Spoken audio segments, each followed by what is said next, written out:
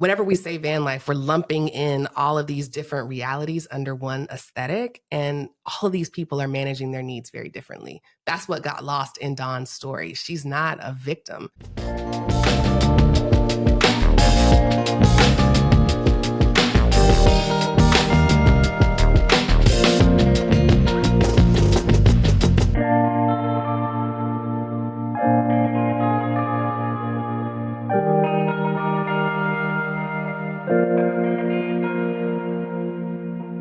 Welcome to the Rich and Regular podcast, where we explore life at the intersection of money. I'm Julian. And I'm Kirsten. And today we're talking about van life and why living in a car still freaks people out. I am very excited about this topic. I've been wanting to talk about it. We've been kind of casually talking about it for a while.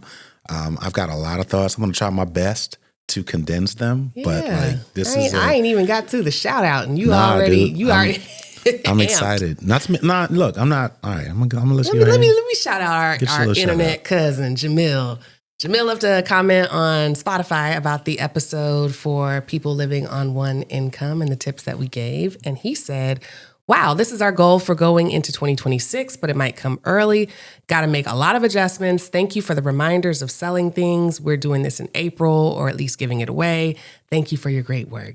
Thank you, Jamil. Appreciate it. Solid listener. Steady, always there. Yeah, man. Day one. There's a lot of people, I think, exploring a single income lifestyle. There are even more people who I think are thinking about it, but are likely a little too afraid to bring it up because they just can't wrap their head around what that's going to look like. You want to talk about a topic that's worthy of like a double click or like another round, that you could do a whole round of interviews with people around how they did, how they made the transition. That was my reply back to him in Spotify, shout out to y'all for getting started early. Regardless of whether the plan was for 2026 or whatever it is, the earlier you can get started on making progress and working as a team and making some of these tough decisions, the better you are when you have to do it. Yeah. Okay, let's dive in. I want to talk about van life. And there are probably a dozen reasons why I really wanted to talk about this. I think years ago, I started to develop an interest in alternative housing solutions. There was something about just the innovation required and how old school or stodgy, like the society we have is. Inflexible is probably another word to describe it. We really only have a handful of models to provide shelter for people, despite there being a wide variety of needs. It just seemed like such a weird thing that we've generally accepted. Like there's houses, apartments, different versions of apartments, and that's it. You know what I mean? It would be like if we just said there's just cars. You need something bigger? You shit out of luck. It's just cars, and if you need a motorcycle, you need a motorcycle, truck, you can't do that. No, it's just cars. That's how we've treated housing. And I remember, years ago, starting to see people getting really creative and solving multiple problems at once, right? So there was the whole sustainability angle to it. There were people who were reusing containers, or what do they call them? Like shipping containers. There are people who, we know someone literally. I tried to find it because I wanted to reference it. Don't we know someone who refurbished a train? Remember that? It was in Wisconsin or I think it was in. I'm not gonna say her name. Oregon. Yes, it was Oregon. Yeah, somewhere in Oregon. She refurbished a caboose, like an old train, and turned it into something slick. Obviously, there's the tiny house movement, which 10 years ago people would have called you crazy, and now people are like, oh yeah, that's hot. Oh yeah, tiny house communities. And I got a couple of them, and I got one, and I use it as my Airbnb. Right, so this is how things go from crazy to actually, you ain't got one, you late real quick. But the other reason, or I think what really triggered me to want to talk about van life and alternative ways of living, is because Dawn from Vogue, and this is a couple weeks ago that this actually was released. So for any Vogue fans out there, I'm sure if you don't remember Vogue, Dawn was one of my favorites. She was also in Lucy Pearl, which is one of my favorite groups. She went viral for admitting, and I'm using that word because that's what it felt like. She admitted that she had been living in her car for the past 3 years. I'm going to play a little bit of the video and the audio of what she said when she made this announcement and shared it on her social media account. Here's what she said. You guys, for the past almost 3 years, I have been living in my car. I said it. Oh my God, it's out. I've been living in my car. Oh my gosh. If you remember, if you guys were with me, in 2020, I did like 105,000 interviews. And in the interim, I was living with my parents in Vegas. And that was wonderful until it wasn't. I love my mom, but she became very angry. And a lot of her anger, she was taking out on me, and I was her target all the time. And I was like, I can't deal with this. Like, I respect her too much. I didn't understand it. I still don't. And I was sleeping in my car for maybe about a month in Vegas. And then the guy that was co-managing me at the time was living in LA. And he said, you need to come back to LA. I don't have a lot of room, but I'll make room for you. And then when I got to his place, he actually didn't have room for me. So I'm going to cut it there. She goes on to talk about all of these little interim solutions that she had, from hotels to sleeping on friends' couches.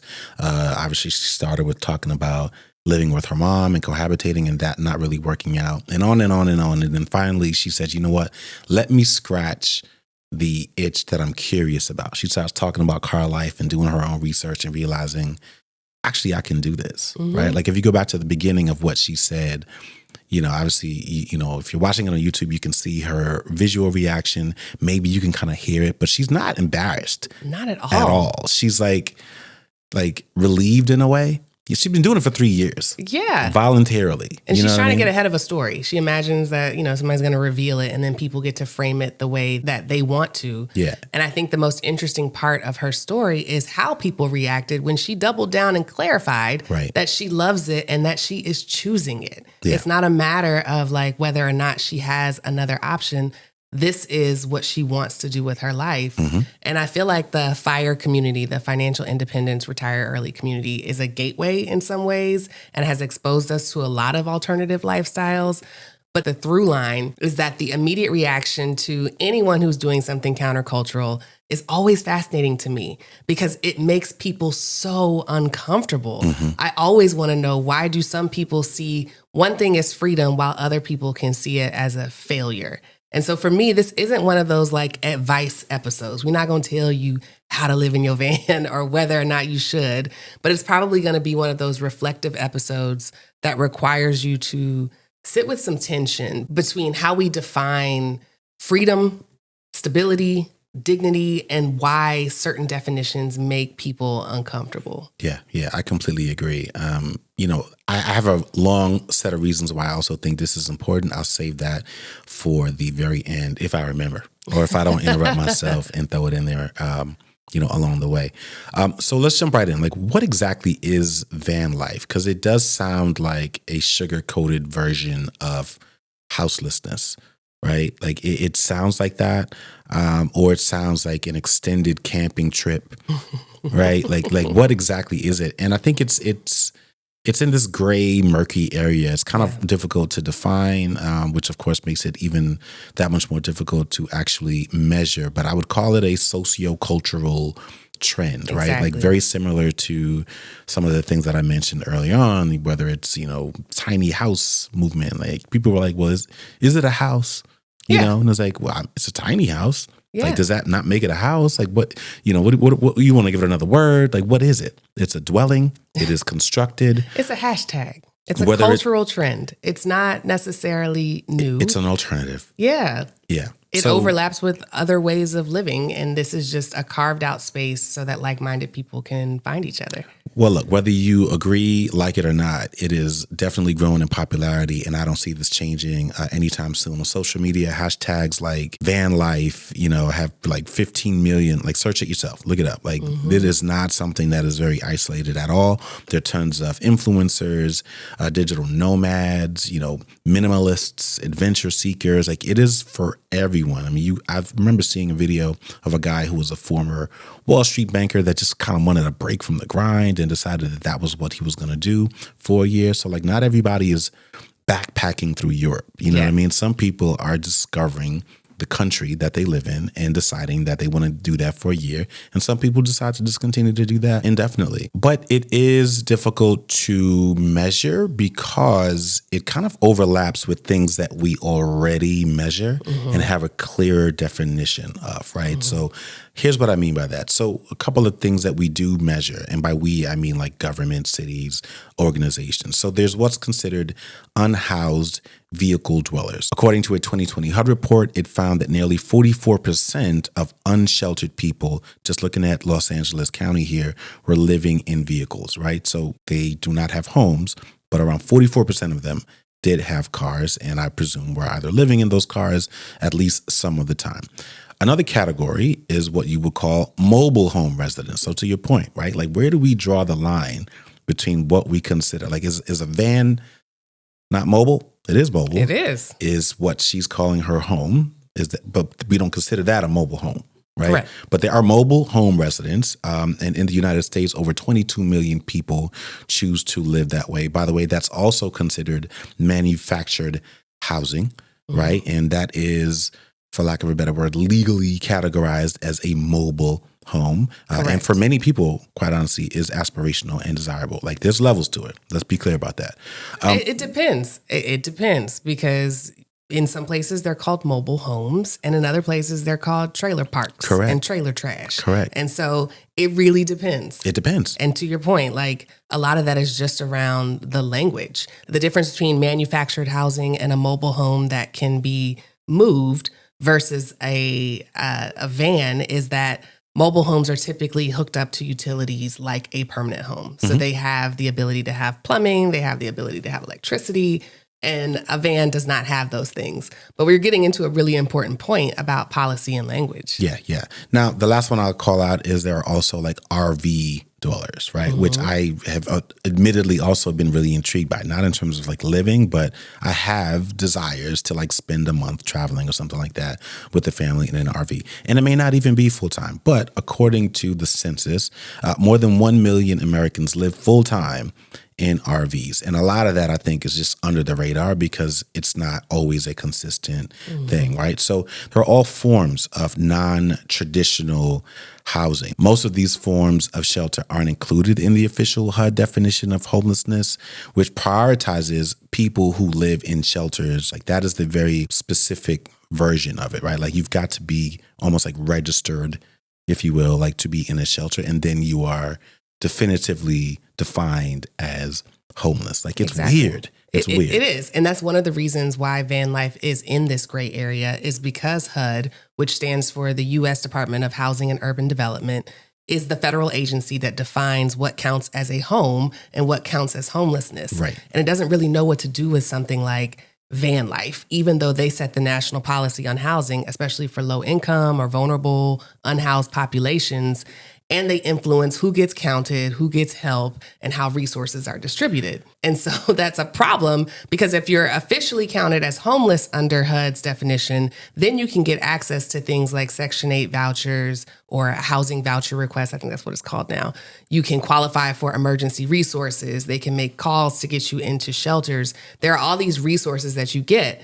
If you're counted as someone who is just an unhoused vehicle habitant, or whatever language they used, you don't necessarily qualify for help. If you're in a mobile home, you might not qualify for a mortgage. Correct. There's all kinds of like policy things that happen based on whether HUD considers your living arrangement in its categories. Yeah. And you know, not to like delve into a sidebar on politics, but you can start to see why people would start to make these kinds of separations for the purposes of either inflating or deflating how much of a problem something is, and whether or not taxpayer dollars should be used to subsidize it. Correct. Right? Like, if you can decide that, well, actually, we don't have 10 million people, I'm just making it up. Some of these people are voluntary. Some of these people do have dwellings. And I'll make the argument on the other side of the coin. If we're being honest, some of these vans are way nicer than some of the traditional homes, Section 8 housing that people are put in. And you don't have to deal with any of the issues that come along with that in terms of neighbors and crime and those kinds of things. You have your own set of issues, but you get to at least choose that this isn't something that you want to deal with. All of that to say, like, we're not really just talking about that. Like, we're just talking about van life, something that we believe our viewers and listeners might actually consider. And I think hopefully, like, get them to a point where it's like, all right, I have a better understanding of it if I'm ever in a grind or if I ever need a period or pause. Yeah. This is actually something that I would consider. Yeah. And the reason we're spending so much time on the definitions is because a lot of people skip right to the shorthand and they say like, oh, it's just another word for homeless. And it's like, it's not. If you're living in your van or your car, a lot of cities and counties do not count you as homeless, especially if you're self-sufficient or you're not visibly in distress. But it doesn't mean that you can't be arrested instead of supported or, treated. Like, if you are found living in a car, you can be criminalized. You can be fined or ticketed for loitering, trespassing, sleeping in your vehicle. These are all, at the same time, crimes in some of these cities where you're not homeless. So it's an interesting thing. Yeah. And while I don't know any van lifers in real life, I do, we have met a few that are doing it temporarily, but still have some. I was about to say, yeah, you do. Yeah. Oh, do I? Well, you clarified when you said doing it temporarily. Yeah. I know we know people who are doing it temporarily, and they either still have apartments or some form of stable housing, if it's a parent or whatever, even if it's a relative. And I follow a few people online so that I can just like see what this is like. And one of the more interesting things is that their days are not too different from ours or like the rest of the world's. For hygiene, they use gym memberships to take a shower. It's not glamorous, but it's functional. It's no different than what a long-range truck driver might do. For meals, it's on my list of things to talk about because we certainly don't consider that van life, but it very much is. I remember I had a friend that I grew up with, and we reconnected a few years back, and he told me he was driving a truck. And he was driving through Atlanta, and he stopped in, and he gave me, that was the first time I'd ever like actually been in one, and I saw the whole tour. And I was like, oh, I get it. He was like, oh yeah, man, I got everything, man. Got a little microwave back there. He had his little PlayStation or like Xbox, whatever he was doing. And like, he lived there. He was like, sometimes I switch it up, but like, I'd rather save the money, just do this, and I go from here to here to there. And he's doing well. And it's like, who can argue with that? Yeah. It's just another way of living. That's all it is. Like, he's not homeless at all. You know what I mean? Like, it's RV life, it's van life plus work. It was this weird combination. Another example, I remember for a while, my barber. I remember he was one spot, and I don't normally follow a barber, but because he went somewhere else, he was like, all right, let me go to this salon. And you had told me you were familiar with this model because a lot of salons do this. I had never done this before. Typically, if I go to a barbershop, it's a freestanding barber, but he owned a salon or like a space in this big old building, which to me didn't even look like it. I had no idea what these buildings were, but there was a barbershop in there, and it was just him, his one chair. And he shared with me after a couple of rounds, he was like, actually, man, I was actually in between, like my lease ended here. It got a little bit too expensive. In between here and my car and the gym membership, I've just been rotating here because I'm trying to decide whether or not I want to stay here or go back to Virginia. And I was like, oh, wow. It had never crossed my mind. You know what I mean? And so is he homeless? Is he in between houses? Is this car life, van life? Like he's just living. Exactly. And he's fine. Exactly. Like, we have this idea that everything has to take place in the same unit that you sleep in, and that's just not the case. So we know what they do for hygiene. For meals, they use camping gear or other technology to cook and to eat, or they just go to restaurants, like novel concept. For work, some of them have jobs. Others, because of the bias of the ones that I'm watching on YouTube or Instagram, they've made the van the job itself, right? So they are influencers, YouTubers, affiliate links. Their income is tied to how well they perform this freedom for an audience that's clearly watching. But that's not the case for everybody, and we'll get into that in a little bit. Now, the reality is, if they need a doctor, they're going to need an address. If they have to pee, they got to go hunting for a public bathroom or use the compost toilet in the trunk or whatever it is. If they want to vote, get a prescription, open a bank account, they still have to pretend to live somewhere. And so it's not really just like freedom in the wild, as some people like to think about it. It's just freedom with a lot of subscriptions, side hustles, and workarounds, you know? And that's the part that most people don't really talk about to me. Van life requires a ton of infrastructure. Even though it's portrayed as this way to escape the system, it still relies on that same system to actually function. You're not outside of society. You're just like mobile within it, like you're on wheels. You still need Wi-Fi for remote work and for your cell phone. You still need gyms for showers. You still need public infrastructure, roads, bathrooms, parking lots. You need a mailing address for your taxes, licenses, and voter registration. Again, there's some workarounds for some of this stuff, but it's a lot of, to me, I think of it like a remix of the same systems that we're all in. It's not total freedom, but it is this new relationship with dependency that feels like control because at least you can move. It's more mobile. Like you can go wherever you want. Yeah, it's interesting because when I reflect on car culture, which over the last few years I've grown increasingly befuddled and frustrated by, because befuddled, frustrated. Just like what I don't understand the amount of money that people spend on their cars and the depth of pride and identity that is often associated with the car that you drive. Yet it's totally fine for you to, I'm just making it up, right? Live in an apartment but drive a luxury car. Like we generally accept that. But if somebody lives in this luxury car, right? Like it's the same person. And it's not lives. They just sleep there. They sleep there. Like that's the interesting part. Like they're not living in their car. They sleep in their car and they live in the world. Correct. That's the thing, right? So, and that's probably not the best example. All right. Let me go ahead and backtrack that now.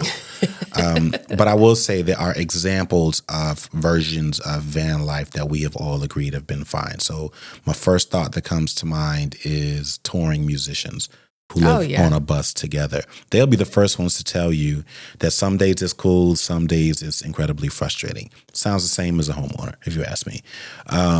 Touring athletes, our son is an aspiring baseball player. He's going to make it someday. But you do any bit of research on the grind that people have to go through in the minor leagues and how they're living and the bus rides and doing all that stuff. And yes, they're staying in hotels. But let's be clear. Some of these hotels are nasty. Like we've stayed in some nasty hotels, even recently. Like you don't expect it. You get there and it's like, wow. This like I cannot wait. This room has been stayed to in get out of here by different people over 50 years. Yeah, and it looks that way. And it's incredibly frustrating because it's no different good luck trying to get a refund. Yeah. Corporate road warriors, anyone who's in a B2B sales or like a distribution role, whether you're a district manager for a restaurant or a retailer, like you're on the road. All the time.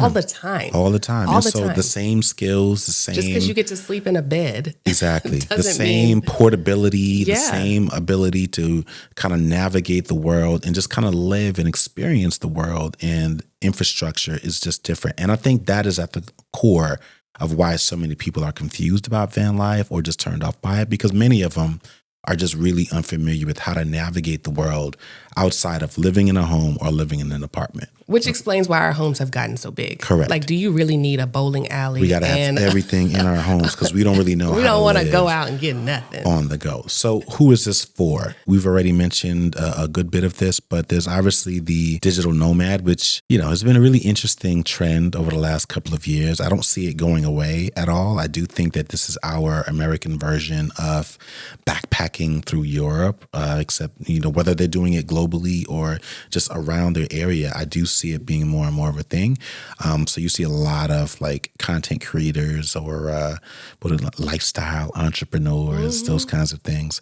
And they hook it up. Look, they've got like the solar panels. You see it a lot out west, like people who love camping where they just get it. And I mean, it is drone footage. So deeply compartmentalized. There's this one guy, I can't remember, but it's like he can unbox an entire kitchen out of something that looks like, half the size of a coffin, but like it's like boxes on boxes on boxes. And before you know it, he's like all set up. But like it's a very real thing.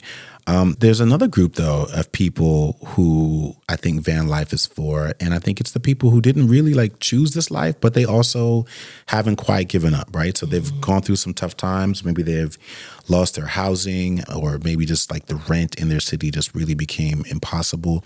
You know, I've seen videos where people are working for Google, live in San Francisco, but also still live in their cars because they can't find or afford housing. They're not influencers. They're not trying to build or monetize this lifestyle. This is just what's available for them, and the math just was not mathing for them at that particular time. And so for them, it's a bit of a creative opportunity or a reset button to just give them a quiet space, to give them like the maximum amount of flexibility that they need in that particular moment. Like, it just is what it is. Yeah. I would also say, whether it's someone who lives in, you know, a high cost of living area, or just people who are just in a bad spot, you know, the first kind of group of people that come to mind are women who are trying to escape a bad situation, Absolutely. like a domestic violence situation. If that's the best option for you, that's a lot better than staying in a house with someone who is actually abusing you. Absolutely. You know what I mean? And it doesn't even have to be that dire. There are some people who find peace in that van, more peace than they ever had. For sure. Paying $3,500 for a 1-bedroom apartment with a non-responsive landlord. Yeah. Like, it's hard for people to imagine that there are other sources of peace besides being surrounded by things. But, you know, for these people, like, they're not trying to glamorize it. They're like, I just needed space to figure it out. I know a lot of people like that. Well, you know, wanderlust is what we refer to them as, right? Just the people who are living life to the beat of their own drum, and they just wanted a break, and maybe they can't afford to go to Europe or Mexico or explore becoming an expat, and they just want to unplug. This could be, you know, anyone really, but like they just want to remove themselves from the hustle that they are just over at that point in their lives. They want to live simply. They want to live off the grid, if you will. And I think there's nothing wrong with that. You know, I will say, I think in Black culture, we are just less familiar with it. In white American culture, there are all kinds of versions of this. You know what I mean? And they're perfectly fine with it. It's just what they decide to do. Their characters, they're healthy. They maybe they're in relationships. They might even have children. It's not a thing. It's just a decision that they're making. And I think that's it's something I think everybody should be considering, because some people need that. Like, they just need to accept the fact that whatever they've been doing, the situation that they're in, isn't working. If that's what your spirit is leading you to do for whatever reason, mental health or financial, maybe both, I think it's something that you should consider. Yeah. I mean, as we're going through these characters, it's like, I know people like this. And to your point, I never considered their life as a part of van life. Even when we talk about people who choose this just because they're opting out, they're older men, maybe they're veterans, they're people who don't want to be a part of the hustle. They're not trying to inspire anybody. They just want to be left alone, honestly. Yeah. They want to live simply without the noise. They park where it's legal or where it's not, and they keep a low profile. That's a whole category of people. There are those that are running from too much noise. Maybe they're burnt out professionals or just neurodiverse, and they need a smaller life that actually allows them to make fewer decisions. They're not trying to chase out some like Instagram dream. They're chasing quiet. They just want fewer inputs and something that feels manageable. And it does. When you've got all of your belongings around you at all times, it's like, this feels like I can decide a lot of other things to do today. That portability, that flexibility is an amazing feeling, right? Yes. It's an amazing feeling. So I get it. Yes. And then, of course, we cannot even discuss van life without discussing the group of privileged people, or the group that can afford to experiment. So these are the people we talked about that have safety nets. Maybe they've saved up. Maybe their parents pay for their cell phone bill, or maybe they're just lucky, but they can live in a van for 6 months or a year without risking it all. And then they get all of these great photos. They get these great stories. And for them, the van is just a phase. It's a choose your own adventure kind of story that they can always opt out of. And that's the thing about van life, is it's not one thing. That's part of the problem, is that whenever we say van life, we're lumping in all of these different realities under one aesthetic. And all of these people are managing their needs very differently. That's what got lost in Dawn's story. She's not a victim. She talks about how great this has been for her, how much peace she's felt. She never says it's going to be forever, but she's enjoying it for what it is right now. Yeah. I was really happy for her. All right. So we've talked about what it is. We've talked about where it falls in terms of categories of housing, who it's for. Let's talk about what it costs, right? Because I think it's easy to assume that it's significantly cheaper because rent is so damn expensive these days, or getting a mortgage just almost feels impossible. And so naturally, if you remove that big expense, you would imagine that you get to save a ton of money.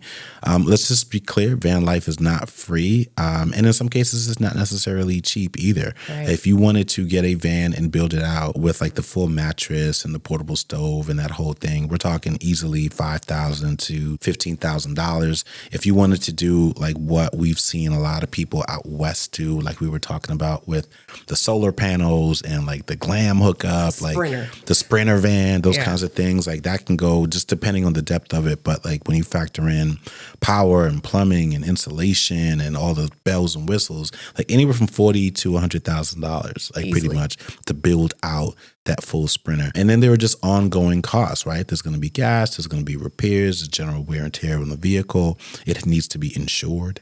Parking. You're going to have to deal with breakdowns, parking fees. To your point, you can't just park anywhere. You take advantage of opportunities to do it. But get ready for it. Legal fees. Absolutely. Absolutely. I talked about my barber. You better have a gym membership, which comes in pretty handy. You can use those bathrooms and places to not only work out, but also to take a shower. There's food. Like obviously, if you don't have a lot of refrigeration or even the ability to cook a lot, you're doing a lot of eating out. And if you're not stealth camping, you know what I mean? Like there's going to be literal campground fees. And in some cases, there are restrictions to when you can do that. So it can be a little dicey, but it does require a bit of planning. It's not impossible. You know what I mean? It just requires a different way of thinking. So when people say they choose this lifestyle to save money, that might be true. But I think that's really only true compared to when you're talking about like, you know, a couple $1,000 monthly bill and you're not making that much money. Or if you have gone through that cycle several times over and you're just tired of losing rent or paying to break leases or, you know, having to sign 18-month leases or 12 months, however long it is, without really knowing whether or not you're able to do it. Like that can just be damaging, not just to your cash flow, but also to your credit after a while, assuming things don't go well. It's not necessarily, you know, just this immediate break. But like I said, I wanted to make sure we talked about it because I do think that there's a lot of people who never consider it. You know, like we've talked about some people say, but why don't you just go spend the month in such and such? And it's like, that just seems like a lot. And then we just leave it at that. It's like, well, it's either that or go back to the traditional way of doing things. And I just want to make sure we carved out this little slither because I think if done well, it can be one of the best experiences a lot of people could have. I might end up trying it one day. You do that. I mean, you have to remember that the costs that you listed don't include the van or the car itself. Like those assume that you already own this thing. Yeah. But if you don't, you're either financing it, borrowing money, or you're driving something that could break down at any moment. And again, a breakdown in a car where you have a home or a hotel to go to is very different than a breakdown in a car that you depend on for shelter. You can't just take it to the dealership and leave it there for 6 days without also thinking about all of the other things that you have to do, which is why the costs of this lifestyle aren't just financial. They're also emotional and logistical costs. When we think about our homes, they're not just shelter. Our entire lives are built around that stability. I already talked about school districts, mail delivery, prescriptions, bank accounts, voting. Most of those things assume that you have an address. And so when you switch to van life, it means you're constantly managing where to sleep, where to shower, where to park without getting fined or harassed.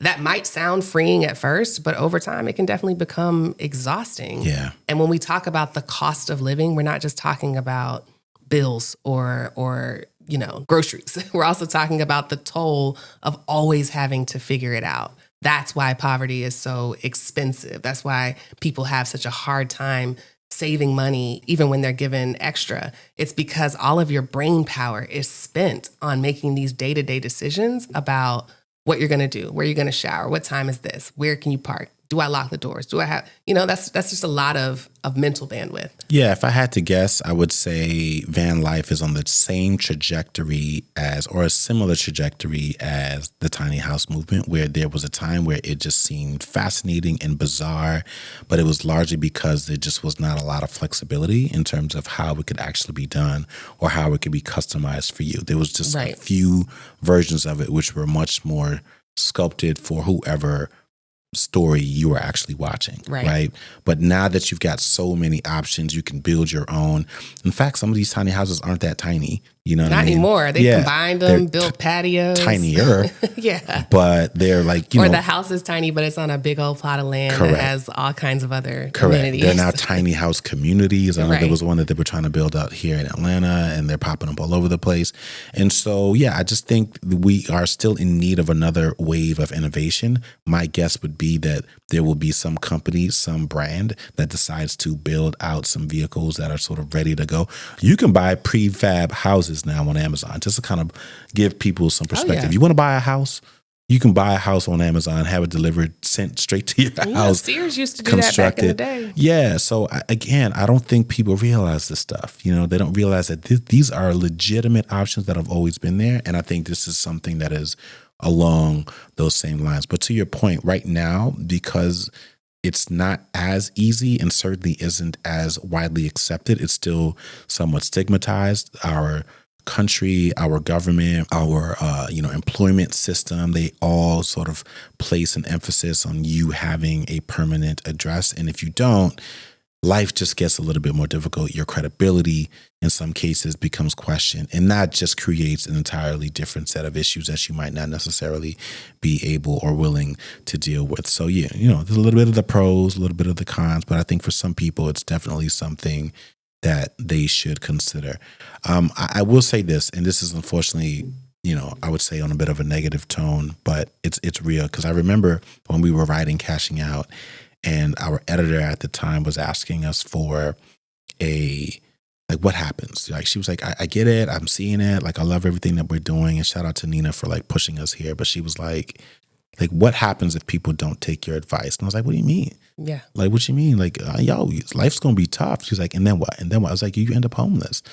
And I was like, oh yeah. Like, that is the ultimate threat. And I think the hard part is that people legitimately can't wrap their head around how close they are to that third rail, right? Like, we still have a stigma associated with homelessness, houselessness, whatever you want to call it.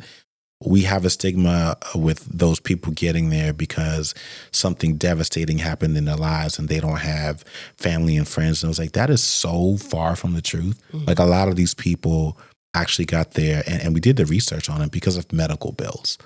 Medical bills were one of the largest triggers to people spiraling out of debt and to a point where they are unable to pay their bills, which is what leads to homelessness and houselessness. And now they're in a situation, they're forced to deal with it, and they don't know how, because all they've ever known is one way of living. That's how it happens. And then the stress from all of that is what leads to some of the other things like mental health issues, drug use, alcohol, substance abuse, etc. And so a lot of people are a lot closer to that rock bottom than they think, right? If you've been in a cycle of debt and you have been unable to pay it off for years and years and years, when people say it just takes one bad thing, and it could be a car accident that leads to you needing medical health. It could be just something that was genetically there all along. Those things can be so devastating, and it leads to a domino effect. And so I just wanted to make sure that from that standpoint as well, we at least equip people who might not necessarily think that they're close to the edge, but recognizing that that could be you. But also, if you have the time and you have the interest, don't rule it out.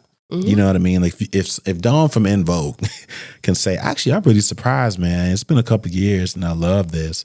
If you can go camping, if you're familiar with travel, this is not something you should be ruling out at all. There are people who are doing it to get faster to achieving their financial goals. There are some people who are doing it to take some type of mental break. There are all kinds of reasons why people do it. And so I just at least wanted to make sure that we put it on people's radars. Yeah, this is one of those desperate measures. In some cases, obviously I don't want to generalize, but this is a desperate measure for people who find themselves on the edge and are looking and saying like, ooh, that's a big fall. We need to do something. Yeah. But like we said, we're not recommending van life. Like, it's hard, it's risky. And for most people, it's not even a real choice or option for them because they have children or they have some other need. Maybe they're, disabled and literally can't live in such a small, cramped space. But it is a window or even a mirror into how we react to people who live differently, especially when they find happiness in places that we were taught to avoid. It just points to a larger shift about how people are defining home and ownership. And again, when I look forward, like even what you were saying about how words have morphed over time, a house that doesn't have wheels on it is probably going to seem crazy to Gen Beta or Gen Alpha as they're dealing with climate events. Like, you can't just roll out of the hurricane's path or the tornado's path. You can't just drive your house to a nicer climate. Like, that's probably going to seem crazy. Like the idea that houses have to be something that are just like planted on land like trees is likely going to be an outdated idea as the norm. It will probably still be the dominant thing, but considering it to be normal is changing now. That's what we're saying. I'm telling you, like I'm seeing so much innovation these days. Just the other day we were watching I think it was I don't know if it was CBS or not, but there was that community that I think was in the Phoenix area that was a carless community. Yes, I'm posting that in Brain Candy this week. Yeah. But all of that to say, right? Like there are people out there who have realized that there's an unmet need. Yes. And there is a level of flexibility that people need that our current system and infrastructure doesn't allow for. And there are communities being built that are no cars, like just walk only. And if you can't do that, then the same for you. And people are loving it. It doesn't mean that they don't ever get in a car. Right. It just means that in this community, for the purposes of what they want to do and what they can afford, and it looked nice, by the way, too, right? It did. Like, this is that. Yes. And this is where we are. So I am excited about everything that I believe is coming. I think it's going to get here faster than we think because I don't think it's going to take nearly as long as the tiny house movement did. So yeah. Yeah. Shout out to millennials who used to watch Road Rules. Like, oh my God. It's coming back. Throwback. Yeah, dog. We remind people all the time, there is no such thing as freedom without trade-offs. Freedom is never given. It's always taken or earned. And you just got to know that the trade-offs that you make aren't always judged the same way. But the goal is still freedom. So figure out what matters to you and figure out what you're willing to give up for it. And you're well on your way. All right. All right, y'all. Thank you for listening to another episode of the Rich and Regular podcast. If you liked what you heard, let us know by leaving a 5-star rating or review or drop a comment below to keep the conversation going or rolling. You know what I mean? We'll see y'all next week. This is me putting my window up on you. If you like videos like this and want to see more, make sure you click subscribe and turn on notifications.